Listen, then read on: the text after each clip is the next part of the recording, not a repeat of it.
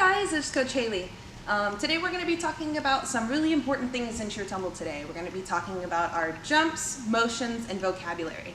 Okay, so today I'm going to be using Coach Janet to help me demonstrate some of our terminology for our arms and motions and stuff. So I'm going to have Coach Janet demonstrate them, and then I'm going to be going over with you guys the important reminders of things we need to be remembering when we're remembering our arm motions. So the first thing that she's going to be demonstrating is a high V.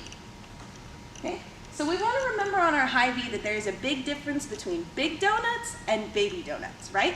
So our big donuts are the ones that's going to be facing out to the front on the front side of our hand.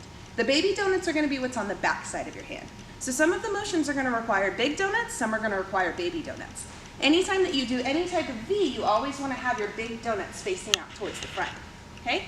Another important piece of the high V is to make sure that they're never too far behind your head. If they're too far behind your head, and you're looking straight forward and you can't see your hands with your eyes, there's a good chance it's probably a little bit far too back. So make sure that it stays in front of you, okay?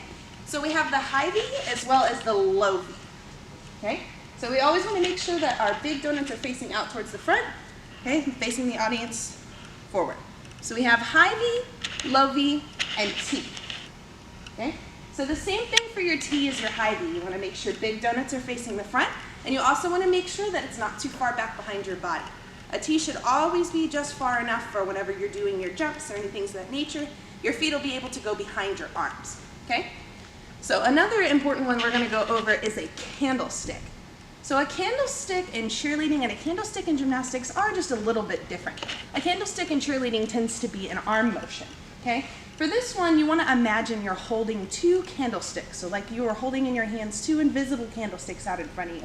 Keeping the arms nice and tight, hands even with each other. Make sure wrists aren't facing any other directions, okay? The next thing that we're going to have is touchdown, right? This one is typically used more for sideline cheerleading whenever they do touchdowns. So this one, if you'll notice, is no longer big donuts. This one is now baby donuts. So baby donuts are going to be facing towards the front, arms tight, tucked in by your ears. We don't want to be able to see your ears. Tight, tight, tight body, okay? The next one that we're going to work on is clean. So clean means flat hands, tight body, soldier eyes, right? This is an important one for making sure that we are looking and we're listening whenever our coaches are about to give instructions. Okay, so we have clean like a soldier, flat hands together, thumbs in, elbows in, eyes ready to look and listen. Okay, the next one we're going to go over is a clasp. Okay, so sometimes you'll hear people use the term clasp or you'll hear people use the term clap. Either way, it usually means the same thing. Okay, you want to make sure that your elbows are pressed in together. Hands are closed in together, really tight, right next to your chin, underneath your eyes, so that way we can see your beautiful faces, okay? Whenever you do a clasp, you want to make sure that you're not doing hand holding, right? We don't want to hold hands like we're holding hands with our grandmas. We don't do that. We want to clap together like you're doing a clap, okay? And that's how we keep our clasp in really tight, okay? All right, now we're going to be coming over here to come check on Coach Travis, and he's going to actually help us out with going over some of our jumps, okay?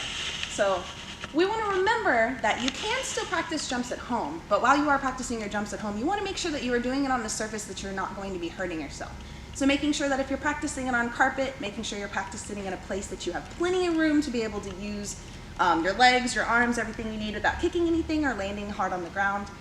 Preferably out in the grass if you're able to go do something like that. Definitely don't be practicing it on concrete, hardwood floors, tiles, or anything. You will hurt your ankles and you might be at risk of getting hurt, and we want to make sure that nobody's doing that, okay?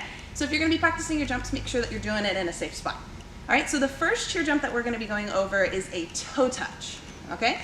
So we're going to take some of the things that we learned from our motions and apply them into our jumps, right?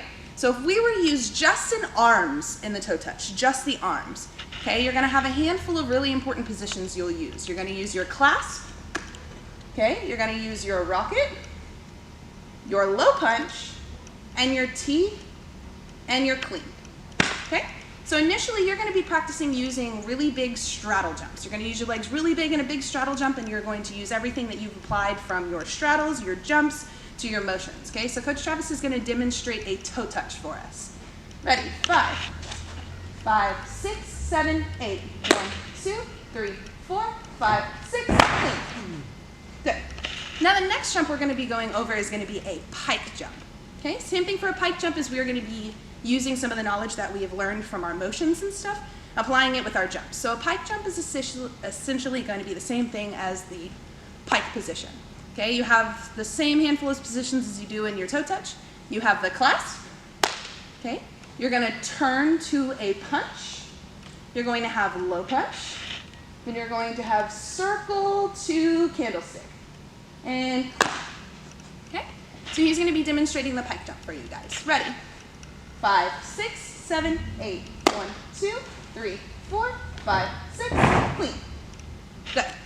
Now the next jump we're going to be going over is our hurdlers. Okay, so our hurdlers are both include the right leg and the left leg. Our hurdlers are set up very similarly to our pike jumps as far as the arm motions that we are using to go in between them. So I'm going to have Coach Travis demonstrate to you a right leg hurdler and then go into demonstrating a left leg hurdler. Ready? 5, 6, 7, 8. 1, 2, 3, 4, 5, 6, 7, 8. 1, 2, 3, 4, 5, 6, 7, 8. Good. All right, guys, now we're going to go back to Coach Janet, and she's going to help us go over some of our stunting vocabulary. Now, we do not want you guys doing stunts at home. It is not safe for you guys to be doing your stunts at home without a special supervision from a coach, but that doesn't mean that you can't practice your positions or your balancing to go with it. So up here, we are fortunate enough to have a stunt stand that we use for these kind of things, but at home, you guys are welcome to use any type of block, pillow, edge of a bed, something that's easy for you to balance on as long as you have your parents' permission to do so. So Coach Janet is going to demonstrate the different positions. The first one she's going to demonstrate is a lib. So she's going to put arms up in a high V, and she's going to try to hold and see if she can balance on one foot for as long as she can. Make sure she's squeezing in the body really tight to help you guys balance. The next position she's going to go over is a heel stretch. So she's going to hold onto the bottom of her heel and see if she can lift her leg up as high as she can, and holding it really tight. Good. And the next position she's going to go over is an arabesque hold. So she's going to do arms in a T, making sure we're using our fists. And then you're going to do one hand up behind you, and you're going to hold. Very good. All right, guys. And that's all we have for you today. I can't wait to see you guys whenever you get back. That's all for now. See you later. Bye.